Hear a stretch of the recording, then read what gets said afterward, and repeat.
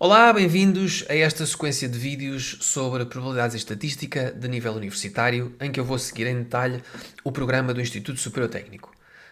O meu nome é Miguel Magalhães, sou engenheiro do técnico e durante 2 anos dei aulas desta disciplina no Departamento de Matemática do técnico. Esta é uma das razões por que sigo este programa.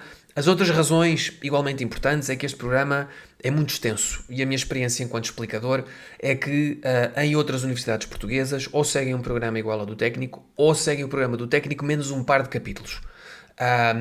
Portanto, fazendo vídeos que cubram todo o programa do técnico, acaba por ser útil a estudantes de qualquer outra universidade portuguesa em geral. Recomendo que vejam estes vídeos em alta definição para que se perceba melhor aquilo que eu vou escrevendo no ecrã.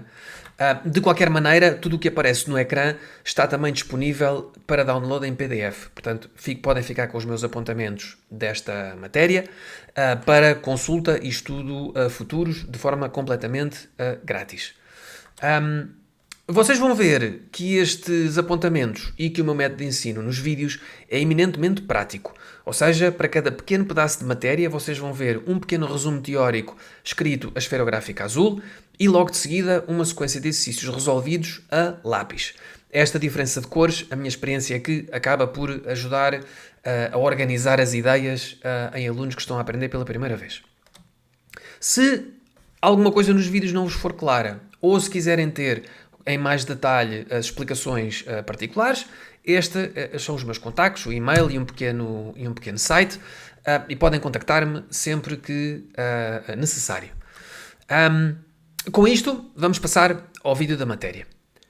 Este capítulo é um capítulo que eu chamei Estatística Descritiva e Programação em R, e basicamente é a fase inicial do trabalho em estatística, ou seja, há uma recolha de dados históricos, de dados de uma experiência, e eu quero quero começar a fazer sentido dos dados que recolhi ou dos dados que eu tenho. Isso faz-se através da estatística descritiva, pode utilizar-se uma quantidade variada de ferramentas. Aquela que se utiliza no técnico e na maioria das faculdades que abordam este problema do data science e da análise de dados é o R, ok? Obviamente isto pode ser feito noutros programas, no SPSS, pode ser feito até em Excel de uma forma mais básica ou até com a calculadora e com uma folha de papel, ok? Mas aqui vamos ver a programação em R com algum detalhe e já vou explicar como na sequência. Este primeiro capítulo é um capítulo muito diferente dos outros. E porquê? Porque nos outros os exercícios fazem-se com papel e lápis, enquanto que aqui os exercícios fazem-se no R, ok? Portanto, apesar de neste exercício não ser tudo exatamente assim, a forma como eu estruturo os apontamentos que vocês aqui veem é a seguinte. Tudo o que esteja escrito a azul ou a esferográfica é um resumo teórico, ok? Tudo o que esteja escrito a lápis é a resolução do exercício, ok? Se alguém adormecer a meio do vídeo e acordar a meio já sabe se é azul é um resumo teórico, se é a lápis é um exercício. Aqui eu vou dar uma introdução teórica a várias medidas, a várias fórmulas que se podem utilizar em estatística descritiva e depois vamos resolver um exercício da coletânea de exercícios do técnico no R e eu vou mostrar-vos o código que eu fiz e os resultados que aquele código dá, ok? Eu vou também recomendar um vídeo que eu acho que é interessante para se aprender a fazer estatística descritiva e análise de dados em R. É também um vídeo que eu vi recomendado por um dos professores do técnico e, portanto, enfim, pode ser útil não só ao técnico, mas em qualquer faculdade ou em qualquer curso que trate de análise de dados em R, ok? Mas para nós sabermos o que é que estamos a programar, temos que saber a teoria que está por trás e temos que saber o que é que significa cada uma destas palavras, o que é uma média, o que é uma mediana, o que é uma moda, enfim, o que é um enviesamento. E é isso que vamos ver agora em detalhe aqui com algumas ilustrações à direita. Ora bem, a estatística descritiva, na vida real de qualquer engenheiro, de qualquer gestor, de qualquer químico, de qualquer médico, é uma coisa completamente importantíssima, porque todos os problemas que envolvam dados começam sempre por uma quantidade de dados que foram recolhidos e que são sujos. O que são dados sujos? São dados que podem ter erros, que podem ter enviesamentos, que eu não sei exatamente que distribuições seguem, eu não sei exatamente a média que têm, e portanto eu estou um bocadinho às escuras até eu começar a fazer sentido destes dados. Tenho que utilizar algumas ferramentas para as coisas começarem a fazer sentido, ok? E é isso que se dedica a estatística descritiva. Tenho um conjunto grande de dados, como é que eu consigo, com uma média, com uma variância, com um gráfico um bocadinho mais complexo, como é que eu consigo começar a entender os dados que eu recolhi para resolver um problema que eu tenho em mãos, ok? Portanto, isto é o que eu digo aqui. É importantíssimo para qualquer problema da vida real, seja académico, seja empresarial. E toda a análise de dados começa por uma recolha de dados sujos, dos quais eu tenho que começar a fazer algum tipo de sentido, ok? Bom, há vários tipos de medidas e elas estão aqui agrupadas em conjuntos, vá. O primeiro conjunto de medidas e de fórmulas eu chamei medidas de localização, ok? Que medidas de localização é que nós temos? A primeira, a mais importante e a mais conhecida, a média, ok? E a média é o quê? Eu somo todos os dados que eu medi e divido por n, seja n a quantidade a dimensão da amostra, ok? E depois há um outro conceito, isto, enfim, são conceitos que estamos aqui a recordar, porque isto é perfeitamente batido e rebatido no secundário, é o conceito da moda. O que é a moda? A moda é aquilo que acontece mais vezes. Ou seja, o que é a roupa que está na moda é a roupa que mais gente usa. Portanto, a moda é o valor que ocorre com maior frequência na amostra que eu recolhi. A mediana é o valor que divide a meio a amostra ordenada. Ok? Portanto, reparem, se eu tiver aqui esta amostra, enfim, e a amostra toma aqui um valor 1, 2, 3, 4, ok? O que eu quero aqui dizer com a mediana é o número, a contagem de valores daqui para aqui é igual à contagem de valores daqui para ali. Ok? Não são estes valores 1, 2, 3, 4. É a contagem dos valores que aqui está. Ou seja, a soma desta barra, mais a soma desta barra, mais a soma desta barra, mais a soma desta barra, mais a soma destas barras todas daqui para a direita, tem que ser igual. Ok? Portanto, a mediana é o que está no meio. Bom. E a mediana, eu pego na minha amostra, ordeno desde o mais pequeno até o maior. Se a mediana é o valor que está no meio, eu tenho que ter aqui uma fórmula diferente se o n for par ou se o n for ímpar. Portanto, se o n for ímpar, imaginem 5, aquilo que está no meio é o 3, mas se for par, eu não tenho um valor que está no meio. E, portanto, o que eu faço é a média dos dois valores que estão a meio, ok? Portanto, eu tenho esta fórmula para o n par e esta fórmula para o n ímpar, ok? Em que isto aqui é o índice da minha amostra ordenada, ok? Ora bem, aqui nós podemos ver neste desenho, e aqui é um desenho de uma distribuição contínua, em que nós podemos ver, começar a ter aqui já alguma sensibilidade, em que se eu tiver uma distribuição, vamos chamar esta distribuição certinha, ok? Que é simétrica, o que vai para este lado vai para aquele, a média, a mediana e a moda são exatamente o mesmo ponto, ok? Mas se a minha amostra for menos bonita, estes valores já tomam coisas diferentes, ok? A moda é o valor com mais frequência, portanto é sempre o mais provável, é sempre o pico da minha distribuição que é aqui. A mediana é aquele que metade dos valores estão para aqui e metade dos valores estão para ali, ok? E a média é a soma de tudo a dividir por n, ok? Portanto, eles podem ter valores, podem estar em sítios diferentes ou podem estar no mesmo sítio consoante a distribuição dos dados que eu tenho em mãos. Okay? Como é que nós sabemos? Bom, é pegar nos dados e fazer as contas. Okay? Ora bem, depois falamos em quantis. Okay? O que é um quantil? Nós, enfim, sabemos que o primeiro quartil, o segundo quartil, o terceiro quartil, mas vamos ver aqui, em regra geral, o quantil, ok? O quantil P é o valor que tem P observações à sua esquerda, ok? Em que P é um valor de 0 a 1 ou de 0% a 100%, ok? Portanto, o quantil a 10% é o valor que tem, aqui devia ser um Q minúsculo, desculpem, É o valor que tem 10% das observações da amostra ordenada à esquerda deste valor. Ok? Ora, isto é dado por esta fórmula, que é uma fórmula geral, que se nós substituirmos por 0.5, vai-nos dar exatamente esta fórmula. Ok? E porquê? Porque a mediana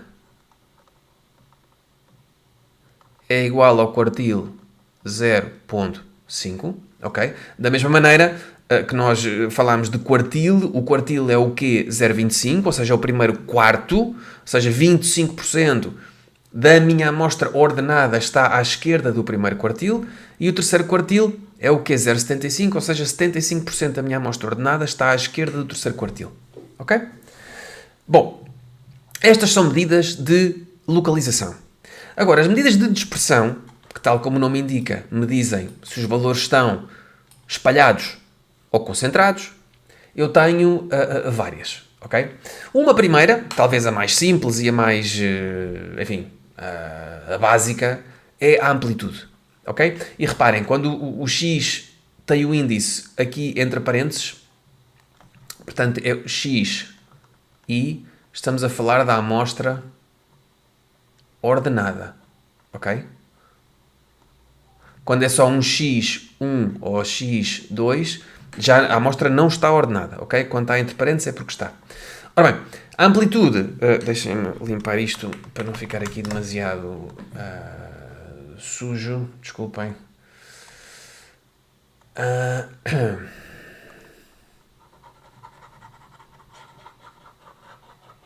Ok. Portanto, a amplitude é o valor, se o xn entre parênteses e o x1 entre parênteses estão relativos à amostra ordenada, o x1 é o valor mais pequenino e o xn é o valor maior. Portanto, isto vai-me dar a diferença entre o valor maior e o valor mais pequeno. Okay? Se uma amostra está muito espalhada, muito dispersa, a amplitude é grande. Se a amostra está pouco dispersa ou muito concentrada, a amplitude vai ser pequena. Okay?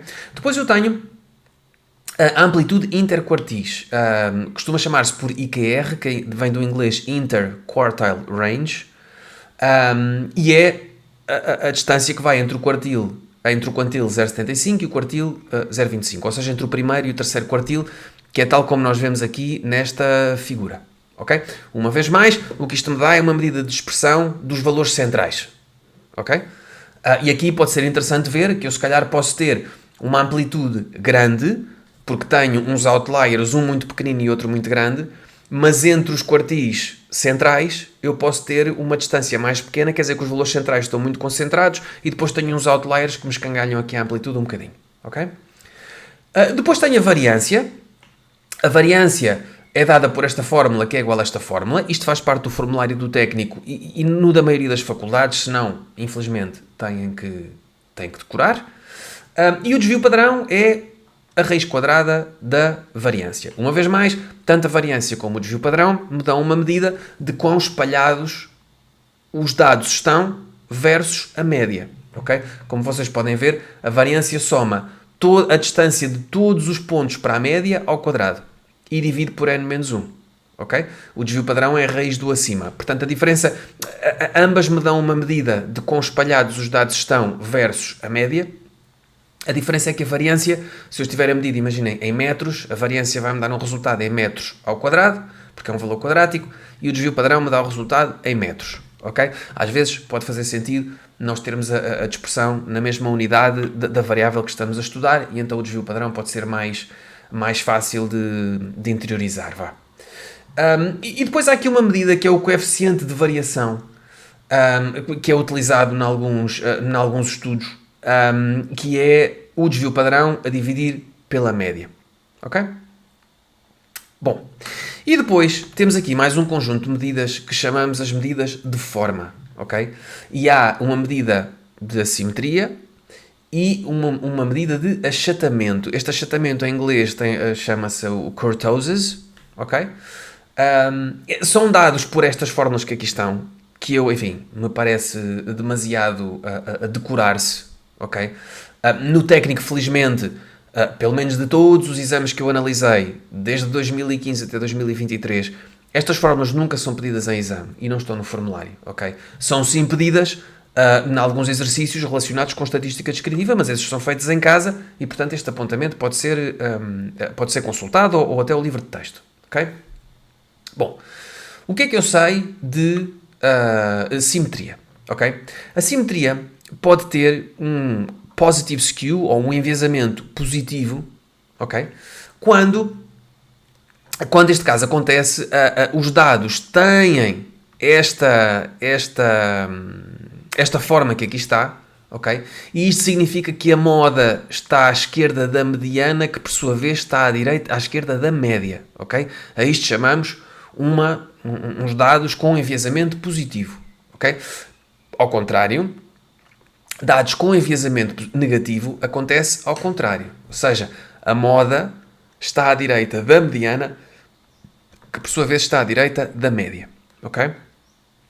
Quando a distribuição é simétrica, já vimos isto no início, todas estas três medidas estão em cima uma da outra, ok? No caso da kurtosis, que em português chamamos o coeficiente de achatamento, este coeficiente de achatamento, basicamente o que nos dá é uma medida da distribuição dos dados que nós temos comparado com a normal, ok? O que eu sei é, a normal é uma distribuição que é dada aqui por esta reta a vermelho, ok? Se a kurtosis for maior do que 3, eu vou ter uma distribuição parecida com a azul. E a azul é o quê? É mais alta que a normal no ponto máximo, mas também desce de forma mais abrupta. Portanto, os dados estão mais concentrados do que a normal, ok? Se a kurtosis for menor do que 3, eu quero dizer que a minha distribuição é mais baixa que a normal, mas também mais larga, ok? Portanto, os dados estão mais dispersos do que a distribuição normal. Se for exatamente igual a 3, então estou a falar de uma distribuição normal, ok? Portanto, aqui pode ser uma forma interessante de nós compararmos os dados que recolhemos com a distribuição normal e nós vamos ver, enfim, muitas vezes ao longo deste curso de porque é que a distribuição normal é tão importante, tão útil e tão utilizada, ok? Bom, depois temos aqui várias recomendações e várias ferramentas para visualização de dados, ok? Aqui, visualização de dados é um mundo, porque, enfim, podem-se fazer infinitas coisas com a visualização de dados, especialmente em R ou noutras ferramentas, mas no R em especial. E aqui, vocês vão ver, quando nós vemos a parte do código, a recomendação que eu dou com a programação em R é, sempre que se queira fazer alguma coisa, temos que começar por ir ao Google.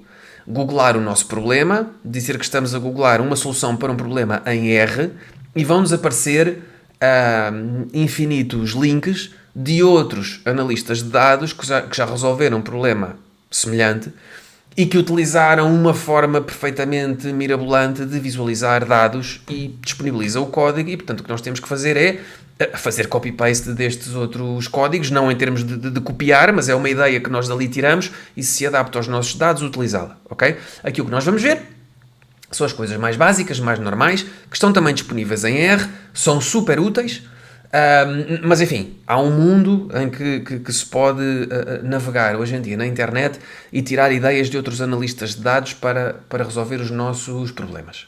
Bom, duas ferramentas mais básicas e importantes é que nós temos, que parecem ser semelhantes, têm um bocadinho de diferenças, para visualizar dados numa primeira aproximação. Temos gráficos de barras e o histograma, ok? Qual é a diferença? Bom, é quase uma diferença só de nomenclatura e este gráfico aqui está ajuda-nos a perceber. Um histograma é basicamente um gráfico de barras em que os dados que eu estou a analisar são contínuos, ok? Enquanto que aqui os meus dados não são contínuos nem discretos, são dados de classes, ok? Ou seja, imaginem que eu estou a fazer uma recolha da cor dos olhos dos meninos de uma certa escola, ok? Não há aqui um contínuo. Há opções, imagina, castanhos, negros, azuis e verdes. Pronto, e não há mais. Há estas 4 categorias, 4 classes, então eu digo que vou fazer um gráfico de barras, ok? Já no histograma, se eu estiver a medir a altura dos meninos todos de uma escola, já a coisa é mais contínua, porque a altura pode ir qualquer coisa desde, sei lá, de 1,20 m até 1,90 m, Ok? E basicamente é isto que aqui está. Portanto, em gráficos de barras são dados discretos, não agrupados e categóricos. Nos contínuos, no histograma, os dados são contínuos e eu tenho que agrupar em grupos, imaginem aqui, este de 0 a 5, de 5 a 10, de 10 a 15, e tudo o que calha entre 5 e 10 eu vou espetar aqui nesta barra. Tudo o que calha entre 10 e 15 eu vou espetar aqui nesta barra. Ok? Esta é a diferença. Bom, há várias regras quando eu estou a fazer um histograma e tenho dados contínuos, vou agrupá-los em quantos? Ok?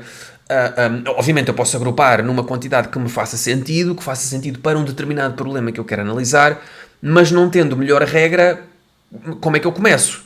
Começo com 5 grupos, 10 grupos, 20 grupos, e há duas fórmulas. Uma fórmula é esta que aqui está, 1 mais o logaritmo base 2 do n, em que n é a dimensão da amostra, ok? Uma outra fórmula mais simplista é a raiz de n, sendo n a dimensão da amostra, ok? Portanto, n é a dimensão da amostra. Imaginem que eu recolho 1000, tenho 1000 dados. Esta fórmula vai-me dar o número de grupos a que eu devo ter aqui no meu histograma, ok? Uma ferramenta importante e que no R se faz com um comando e dá resultados interessantes, como aliás vamos ver nos exercícios que vamos resolver, chama-se em português caixa de bigodes, mas enfim, o nome que se utiliza em inglês e enfim, em tudo, é o boxplot. O que é que nos dá o boxplot? O boxplot dá-nos este boneco que nós aqui vemos, que é constituído por este retângulo que aqui está, com esta risca aqui a meio, e um bigode, e por isso é que se chama a caixa de bigodes, um bigode para a esquerda e um bigode para a direita. Que valores são estes? Esta risca a meio é a mediana, ok? Este lado esquerdo do retângulo é o primeiro quartil e o lado direito do retângulo é o terceiro quartil, ok? A distância que vai entre o Q1 e o Q3, como aprendemos há pouco, é a distância entre quartis, o interquartile range, ok? Depois o que eu faço é, daqui para a esquerda, faço este bigode que tem de tamanho 1,5 vezes o interquartile range. E daqui para a direita um bigode também com o mesmo tamanho, 1,5 vezes o IQR, ok? Todos os pontos que estejam à direita deste bigode ou à esquerda deste bigode, eu chamo outliers. O que é um outlier? É um ponto para o qual eu tenho que ter alguma atenção, porque pode ser um erro de medida, ok? E por ser um erro de medida, porque é que eu identifico que é um erro de medida? Porque é muito diferente para maior ou para menor da maioria dos outros dados que eu recolhi, ok? E se nós estamos a recolher dados da mesma coisa, não é normal que hajam dados tão diferentes uns dos outros, ok? Bom, e depois compete ao cientista, ao gestor ou ao matemático que esteja a analisar aqueles dados de saber o que fazer com eles. A estatística dá-nos um alerta. O que fazer com eles já é uma coisa diferente. Anular e medir outra vez, ignorar, enfim, o que parecer melhor. A estatística apenas nos alerta nesta situação. Ora, este gráfico, o que nos pode aqui dar várias ajudas. Esta caixa de bigodes que aqui está é muito certinha, ok? Mas pode não ser tão certinha. Nós podemos ter uma situação em que temos o Q1 muito mais próximo da mediana do que o Q3, ok? E se eu tiver esta situação assim, eu já sei que os meus dados centrais da mediana para a esquerda estão muito concentrados, mas da mediana até o quartil 3 estão mais dispersos, ok? E aqui pode-me dar alguma ideia sobre o que é que está a acontecer com a minha variável. Bem como, especialmente aqui os outliers, e nós vamos ver isto no exercício que vamos programar em R. Isto é uma ferramenta muito boa para diretamente me identificar outliers, ok? Bom, a última a ferramenta que nós temos de visualização de dados é a função de distribuição empírica, ok? Basicamente, o que me diz a função de distribuição empírica é... A função de distribuição empírica, num certo ponto, é o número de observações à esquerda desse ponto a dividir por n, ok? E aqui está um exemplo e aqui está outro exemplo, ok? Vamos olhar para este, que é o número de vezes em 100 Portanto, eu rodei o dado 100 vezes e aqui são os vários valores que me apareceram. Ok? Portanto, aqui à esquerda de 1 não me apareceu nada, não é? Porque o valor mais pequeno é 1. À esquerda de 2 apareceu-me esta percentagem que aqui está, que é, sei lá, enfim, 18%, por exemplo. Ok? À esquerda de 3 apareceram estes valores, à esquerda de 4 apareceram estes valores. Ok? Esta é uma utilização da função de distribuição empírica. Ok? E depois temos aqui algumas medidas de relação entre duas variáveis. Ok? Uma que é a covariância e outra a correlação linear. Ora bem, a covariância é dada por esta fórmula, ok? E o que nos dá é uma noção do sentido de variação das duas variáveis. Ok? Obviamente, se eu olhar para o gráfico, já consigo ver o que é que lá está. Mas a covariância dá-me uma medida da quantidade de variação. O que é que eu aqui vejo? Uma covariância muito positiva, ou seja, positiva e num número grande, o que me diz é, se o x sobe, o y também sobe. Ok? Uma covariância negativa, o que é que me diz? Diz-me se o x sobe, o y desce. Ok? Portanto, numa covariância positiva, as duas variáveis variam no mesmo sentido, numa negativa, variam em sentidos opostos. A correlação linear vai ter o mesmo sinal do que a covariância, mas está entre menos 1 e 1. Ok? Portanto, menos 1 é o valor mais baixo que pode ter e mais 1 é o valor mais alto que pode ter. E o que nós temos é isto. Ora, como eu disse há pouco, uma covariância grande e negativa são valores distribuídos desta forma. Ou seja, se o x sobe, o y desce. Ok? Se o x desce, o y sobe. Okay? Aqui não há nenhum tipo de covariância, os dados estão todos uns em cima dos outros. Aqui, uma covariância grande e positiva, o que é que significa? Se o x sobe, o y também sobe. Okay? Se o x desce, o y também desce. Ok? Na correlação linear, aquilo que eu tenho é o mínimo é um r igual a menos 1, e aqui é uma relação linear negativa, portanto numa reta com declive negativo, quando o r é igual a 1. Os dados estão numa reta perfeita com declive positivo, como podemos ver aqui para o caso do negativo e aqui para o caso do positivo. Okay? Se o r é muito próximo de menos 1, os pontos estão muito próximos de uma reta com declive negativo. Se o r é muito próximo de 1, a mesma coisa, mas ao contrário. Okay? E aqui o que nós temos são r's muito próximos de zero, ou seja, muito próximos de não haver correlação nenhuma entre as variáveis, e podem tomar uma forma como esta ou uma forma como esta. Ok? Bom, depois desta introdução teórica, enfim, das várias medidas mais importantes que nós temos aqui, vamos resolver em R o exercício sobre vinho, que é o exercício 1.5 da coletânea do técnico, que eu agora vos mostro daqui a um segundo. Para isso, o que eu gostava de vos recomendar era que vocês vissem este vídeo em R. Eu vou pôr o link para este vídeo na descrição. É um vídeo também recomendado por pelo menos um dos professores do técnico que eu vi em alguma dos materiais da cadeira. Isto não tem nada a ver com a engenharia. É um vídeo de introdução à estatística descritiva utilizando R. Ok? Este vídeo tem 2 horas e pouco. E aquilo que eu recomendo é, obviamente, instalar o RStudio, etc. Pelo menos até aqui é o mais básico dos básicos. Ok? Daqui para cima. Que ninguém vá dormir sem ver daqui para cima. Daqui para baixo são coisas importantes, menos básicas. Ok? Mas que eu recomendo a que toda a gente veja o vídeo todo. Eventualmente vai ser útil para alguns dos trabalhos práticos que vos vão pedir. Aquilo que eu estava a dizer é que ninguém perca até a matéria até aos scatterplots. Ok?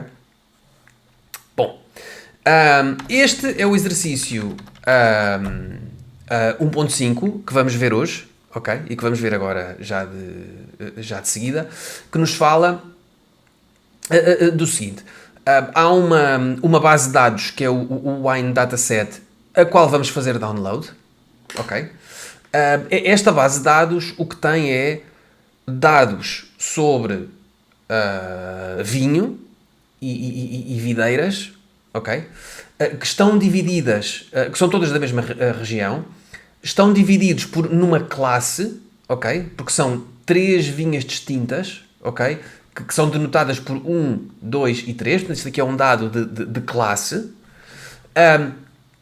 E todos estes 178 pés de videira foram analisados para 3 variáveis, ok? E isto aqui é importante porque quando nós fizermos o download daquela base de dados, ele vai-me dar as variáveis em V1, V2, V3, V4 até V13, ok? E o que nós temos que voltar aqui ao problema é ver que o V1 é o teor de álcool, o V2 é o ácido málico, etc, etc, até ao V13, ok? A primeira coisa que nos pedem é analise a variável magnésio em termos das suas características amostrais, média, variância e outras medidas sumárias que achar pertinentes, ok? E apresente um gráfico de frequência. Repita o exercício, mas agora considerando as observações divididas pela vinha 1, 2 ou 3 de onde provém, ok? Vamos então passar ao R e fazer este exercício com detalhe e passo a passo. Ora, vamos então resolver o exercício 5 recorrendo ao R. O que vocês estão a ver é o meu ambiente de trabalho no RStudio, ok? E já tenho aqui o código para resolver o exercício 5 de uma ponta à outra. Há duas coisas que eu gostava de alertar em relação ao código que vocês vão ver. Este código está feito para explicar o exercício, ok? Há duas coisas que vocês deviam fazer diferente se isto fosse, imaginem, um exercício para entregarem para avaliação, ok? A primeira é, há aqui bocados de código que eu faço copy-paste e que aparecem repetido. Porquê? Porque eu quero mostrar-vos primeiro a linha A, depois a linha B, depois a linha C, ok? Não é uma boa prática de programação. Em programação não se deve fazer copy-paste de código. Se é um código que eu vou aplicar várias vezes, ou faço um ciclo, ou crio uma função que chame várias vezes, portanto, tenham cuidado. E vejam também o que é que os vossos professores, se querem apenas o resultado estatístico, em cujo caso o código já pode ser mais avandalhado, ou se vão ver também a qualidade do vosso código, ok? Não é boa prática de todo repetir linhas de código, ok? E a segunda é o quão mais além daquilo que vos pedem é que vocês devem ir, ok? Há algumas coisas que eu faço um bocadinho mais bonitas ou um bocadinho mais, sei lá, sofisticadas do que apenas aquilo que nos pedem. Eu acho que se pode ir muito mais além. Se for um trabalho para entrega e o aluno quiser ter um 18, ou um 19 ou um 20, deve perder um bocadinho mais tempo em fóruns, no Stack Overflow, sei lá, onde acharem bem, porque há sempre alguém que consegue resolver o mesmo problema de uma forma mais bonita, mais espetacular, mais impressionante, mais útil, ou até irem um bocadinho mais à frente daquilo que vos pedem para demonstrarem a vossa dedicação à resolução do problema. Ok? Dito isto, vamos então ver como é que eu consegui, ou como é que eu tentei cracar este problema com o R. Ok? Portanto, esta é a plataforma. Deixem-me apagar estes dados que estão aqui, que eles hão de aparecer outra vez. Isto é o RStudio normal, ok? Aqui nesta zona vê-se o código que eu escrevi. Aqui em baixo vê-se a consola, portanto os comandos que estão a ser executados e os resultados. Aqui neste quadradinho em cima e à direita vamos ver as variáveis que eu estou a utilizar. E aqui em baixo há de começar a aparecer os gráficos que eu executar, ok? E eu vou estar a carregar no Ctrl Enter, ok? Para executar estas linhas uma a uma. Okay? E vou explicar porque é que utilizei estas linhas que aqui estão. Esta primeira linha, o RM, basicamente o que faz é limpar as variáveis todas que estão em memória. Portanto, se vocês estivessem a executar algum programa ou outro código, outra análise de dados, iam-vos aparecer aqui no environment algumas variáveis do outro problema. Okay? Esta primeira linha limpa-nos tudo e começamos... Enfim, isto já está limpo, mas iria limpar caso não estivesse. Ok? Depois eu faço a instalação dos packages para poder fazer o download da base de dados do vinho que me pedem no problema. Portanto, estas as 3 linhas, ou seja, a linha 3, 4 e 5, ok? são linhas que me são dadas no problema para eu poder fazer o download da base de dados do vinho, ok? E como podem ver, ela já aqui está, ok? Aparece-me aqui esta variável wine, com 178 observações, tal como nos tinham dito no problema, que tinham analisado 178 vinhas ou videiras. Se eu clicar aqui duas vezes, vai-me aparecer aqui uma janela com o conteúdo desta variável, que é um data frame, ok? E portanto, como vocês podem ver, eu tenho 178 linhas, que vai aqui desde a linha 1 até cá abaixo, com certeza, o 178, ok? Tenho uma primeira coluna, que é uma coluna de classe. Recordem-se, haviam 3 tipos de vinha, vinha 1, vinha 2 e vinha 3, e para cada videira, creio, foram analisadas 13 variáveis, que eu disse que ia aparecer aqui de V1 até V13, e é o que nós aqui temos. Depois temos que regressar ao problema para ver exatamente qual é a variável, ou seja, imaginem qual destas variáveis é que é o magnésio, ok? Temos que ver ao problema, porque aqui a base de dados não nos dá diretamente, ok? Bom, depois há aqui esta library, o dplyr, que eu vou instalar e explico aqui porquê nos comentários, ok? A instalação desta library vai-me servir para uma parte mais à frente do exercício em que me pedem para fazer uma análise por vinha, ok? E esta library dá-me acesso a uma função chamada filter, em que eu posso filtrar a base de dados do vinho por cada uma das classes, ok? Portanto, carregar esta library vai-me permitir utilizar a função filter, ok? Perguntam-me vocês como é que eu cheguei, como é que eu sei isso? Bom, fui ao Google, pesquisei, apareceu-me alguma entrada no Stack Overflow, com certeza que é o melhor site para a gente tirar dúvidas de R, e lá explicava a utilização desta função e por isso é que eu a utilizei, ok? Bom, no exercício, na linha A, pedem para analisar o magnésio. Portanto, aquilo que eu vou fazer é carregar na variável magnésio apenas o V5, ok? E V5, porque é que o V5 é o magnésio? Eu vou-vos mostrar aqui o problema, ok? E eles têm aqui as variáveis que começam em teor de álcool, que é a variável 1, esta é a 2, esta é a 3, esta é a 4 e esta é a 5, ok? O magnésio, ok? E portanto eu filtrei pelo V5, ok? Quando eu executar esta linha, vai-me aparecer aqui uma outra variável que é o magnésio, ok? Com 178 valores, ok? Bom, depois eles pedem-me para analisar várias medidas descritivas desta variável. E foi o que eu fiz. Tenho aqui esta que é a média. Quando eu a executo, vocês podem ver aqui em baixo na consola como aparece a média dos valores do magnésio, ok? Continuando, esta função, o quantile, dá-me os quantis, ok? O 0, o 25, o 50, o 75 e o 100, ok? Se vocês quiserem ver os detalhes de uma certa função, vocês vêm aqui à consola, metem ponto de interrogação quantile, ok? E aqui à direita dá-nos todos os detalhes daquilo que esta função faz e como é que eu consigo entrar dados nesta função, ok? Podem também pesquisar no Google, mas se fizerem este comando já vos aparece tudo aqui à direita, ok? Depois tenho a mediana, uma vez mais, executo a função da mediana, aparece-me um valor em baixo e como vocês podem ver, e nós tínhamos visto isto há pouco, a mediana dá-me 98, que é precisamente igual ao segundo quartil, ok? Depois uma medida de amplitude e o comando range dá-me precisamente essa amplitude, ok? O range dá-me o valor mais pequeno e o valor maior, ok? A amplitude seria a diferença entre os dois e como vocês podem ver, o range diz-me que o valor mais pequeno é 70, que é precisamente o quantil de 0, e o valor maior é 162, que é precisamente o quantil de 100%, ok? Portanto, até agora, tudo a bater mais ou menos certo. Depois uma medida de variância, ok? 203.9893.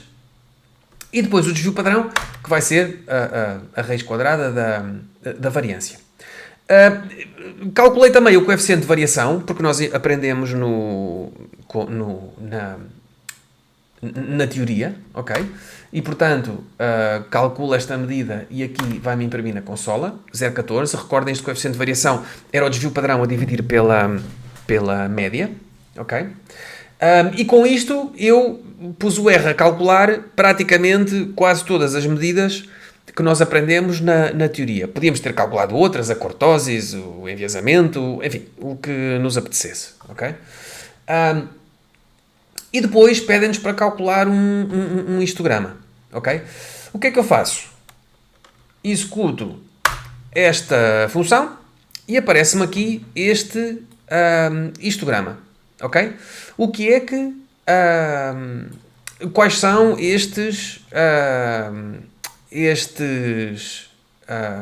valores que aqui estão? Bom, se vocês pusessem ponto de interrogação hist, ia-vos dizer cada um destes valores que aqui estão, ok? Eu vou-vos dizer os mais importantes. O call tomato é a cor do gráfico, ok? E tomato é aquela cor, sei lá, vermelho alaranjado. Aqui é o label dos Y, ok? Frequências absolutas. E aqui dá-me histograma, que é o título que aparece aqui, ok? Esta é um gráfico das frequências relativas, ok? Portanto, aqui o que eu fiz é há um comando aqui que é frac equals false, que me dá as frequências relativas, enquanto que o outro, se eu não puser este frac, dá-me as frequências absolutas. Ok? E pronto, com 2 ou 3 comandos eu já tenho aqui a coisa bastante bem trabalhada. Ok? Qual é a segunda parte da linha A? Vamos olhar para isto aqui com detalhe, o que é que eles me pedem. Repita o exercício, mas agora considerando as observações divididas pela vinha 1, 2 ou 3. Ok? O que é que eu faço aqui? A função filter faz parte do package dp_lyr que já tínhamos visto há pouco. E, portanto, eu vou executar as mesmas coisas que vi há pouco, mas agora só para a classe 1. Ok? E, portanto, eu faço aqui um filtro para a classe 1. Como vocês podem ver, eu tenho aqui agora uma variável wineType que só tem 59 observações, todas elas da classe 1. Vocês vão ver que esta primeira coluna é tudo classe 1. Ok? E depois faço exatamente o mesmo código. Eu meto dentro da variável magnésio o wineType V5, que agora vai ser só o magnésio, só da classe 1, porque eu estou a filtrar pelo wineType. Ok? E depois o que eu tenho é um copy-paste de todos os comandos que eu já tinha na parte anterior do exercício. Ok? Tenho aqui a média, 106, os quantis, a mediana, o range, a variância, o desvio padrão e o cálculo do coeficiente de variação. Ok? E agora, tenho aqui o histograma, que eu executei, ele não passa para cima, tenho que clicar aqui. Ok? Este é o histograma só da classe 1 com as frequências absolutas. Ok? E se eu clicar aqui, tenho o das frequências relativas. Ok? Agora, aquilo que me pedem é outra vez a mesma coisa, mas também para a classe 2 e depois para a classe 3, ok? Essa parte aqui eu já não fiz, deixo ao vosso cuidado, é apenas chegarem aqui a esta linha, em vez de filtrarem por classe 1, metem aqui um 2 e executam esta cangalhada toda outra vez, ok? Ok. A linha B, o que é que me pedem? Através da análise de um gráfico adequado, aponte possíveis outliers para as variáveis teor de álcool, fenóis totais e prolina. Verifique se a análise por vinha altera a identificação dos possíveis outliers. Ok? Qual foi o gráfico adequado que nós vimos ainda agora na teoria para identificar outliers? Foi o box plot, ou em português a caixa de bigodes. Ok? Portanto, é exatamente esse gráfico que eu vou fazer. Ok? As 3 variáveis que aqui estão, o V1, são o V1, o V6 e o V13. Ok? Se vocês forem ver ao problema, o teor de álcool é a primeira, os fenóis é o V6 e a prolina é o V13. Ok? E, portanto, eu faço aqui, eu instalo este package do Graphics, que me vai ser necessário para fazer a caixa de bigodes. Ok? não é preciso restart, ok? Portanto, instalei o Library Graphics. Agora vou criar um data frame só para a linha B, ok? Que é um data frame que me utiliza apenas as colunas V1, V6 e V13, ok? Que é este, ok? E se eu abrir aqui, aparece-me aqui este data frame já filtrado, ok? V1, V6 e V13, ok? Ups. E depois faço o box plot daquela cangalhada toda, que basta fazer o quê? Executar esta linha, ok? E o box plot aparece-me aqui, ok? Agora, reparem, quando eu coloco este box plot todo no mesmo gráfico, ele vai-me aparecer aqui de uma forma bastante pouco útil, porque o eixo dos y é comum a todos. Ok? E portanto a variável 1 e a variável 6 têm valores muito mais pequeninos do que a 13 e portanto isto aparece-me aqui tudo uma salganhada que não interessa a ninguém. Ok? E até se eu fizer isto ele vai meter-me pontos aqui em cima deste e isto continua a não ser nada útil. Ok? Portanto a execução, o boxplot dá-me o gráfico de bigodes e esta função strip chart o que me dá é mete-me em cima do gráfico anterior os pontos todos. Ok? De qualquer maneira, o gráfico anterior não era útil, este também continua a não ser útil. Ok? O que é que eu fiz? Not great, we need different y-axis per variable. Ok? Portanto, o que eu vou fazer é calcular ou gerar uma caixa de bigodes para cada uma das variáveis de forma independente, porque aquilo tudo junto não nos entendemos. Ok? E então é aqui que eu tenho. Vamos ver. Variável 1. Executar estes dois. Ok? Vamos ver o que é que nos dá. Dá-nos este box plot, ok? Com os pontinhos aqui todos espalhados. O que é que nós podemos ver? Bom, temos aqui a mediana, a distância entre quartis é bastante uniforme e não temos nenhum outlier, ok? Está aqui este pontinho que está ali no limite, este pontinho também está no limite, mas nada sai dos eixos. Isto é a variável 1, ok? Agora, a variável 6.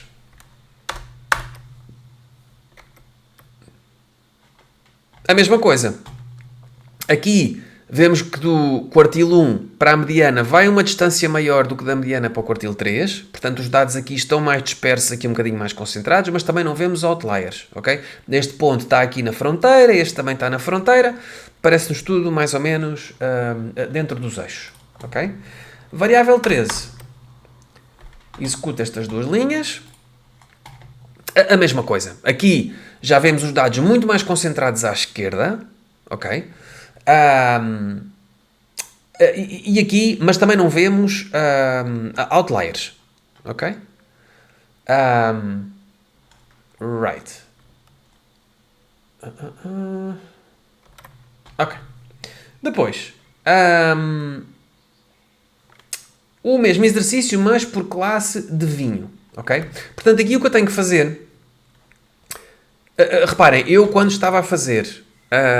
quando tentei fazer o box plot de tudo ao mesmo tempo, não meti dentro deste data frame a variável classe, ok? Porque o classe me ia estragar e ia-me fazer um box plot também do classe, ok?